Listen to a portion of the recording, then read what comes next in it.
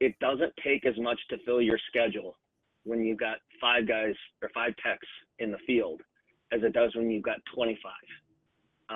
That can be a huge task. You can't turn the knob on Google fast enough for that. Between text messages and phone calls, we're doing anywhere between 800 and 1,500 outbound attempts in a day right now to fill our calendar. But I would say that as you get bigger, it's how you treat your leads. And this is where, shameless plug for Chris's company. That's where nurturing every lead all the way through till the very end.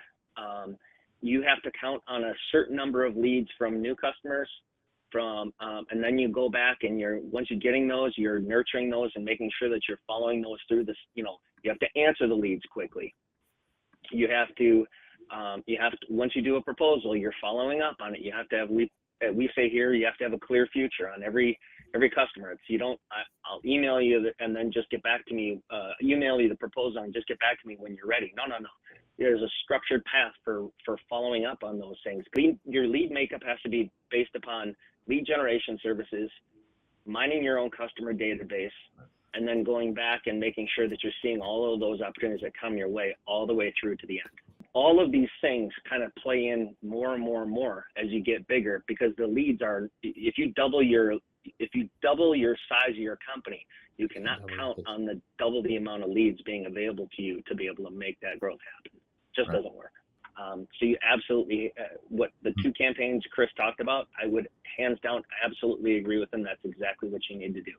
Follow up on those leads and use as many tools as you can to help you automate it and take the human capital out of it as much as you can. Back from there, but we set up a tune-up campaign, and we went back to customers we worked for that we hadn't been out to in like 2 years. And we did a St. Patrick's Day tune-up campaign. We booked 700 tune-up appointments through that campaign. 700 appointments. Yeah. And it's a lot, but we needed it at that time. And that cost us nothing but our time, because we already had that cost of our Hatch platform already built up. So like we talked about that. There are so many technology platforms you can invest money in these days. So many of them you don't necessarily need right away, but a system for nurturing and speed to lead similar to Hatch. We are a Hatch customer. We've been on Hatch for many months now. I think we started, Chris, with you guys at the beginning of the year. You cannot operate, I don't care what size you are, you cannot operate your business if you're serious about growth, or even in this environment, maintaining where you are. You can't do it without this type of a platform. Like our comfort consultants get 2, maybe 3 appointments in a day. A lot of our competitors will give people 8 to 10, 12 appointments per day. And those people are going in, they're writing it down on a piece of paper and leaving it and say, give me a call if you have any questions. They're not doing any follow-up. Their unique selling proposition is they're cheap. And you can play that game, but you can only play that game for a little while. The next time you have to invest in your growth, you're going to be wondering why I can't afford to add a new person. That's going to be the biggest challenge. So anybody can play in that cheap game when you're small.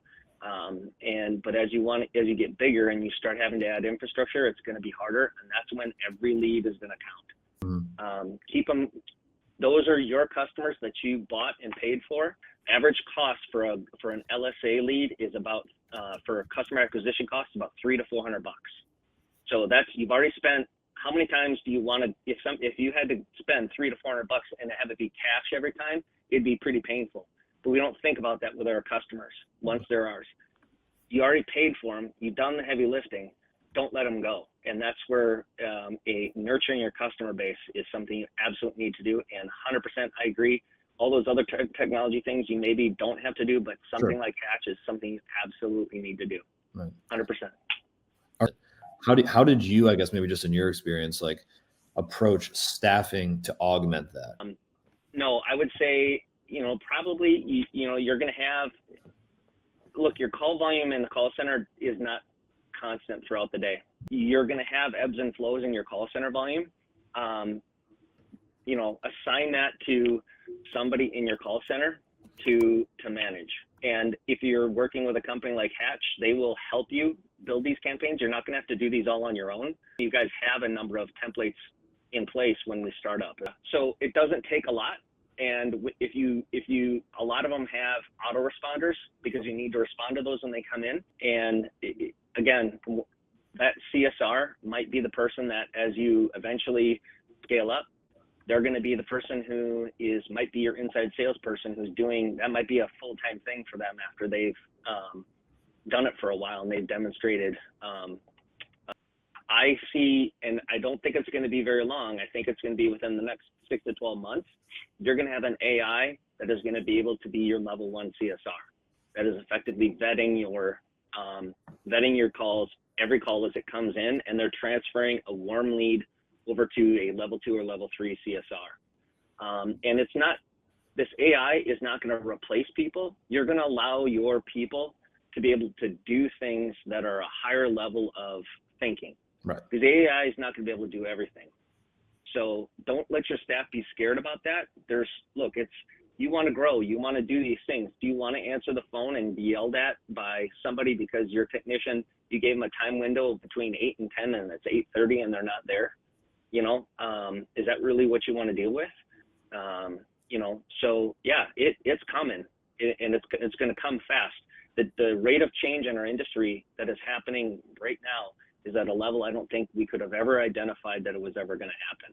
And if you would have told somebody 2 years ago that you could have your call center ran by, your level 1 CSRs be AI, they would say no way in hell.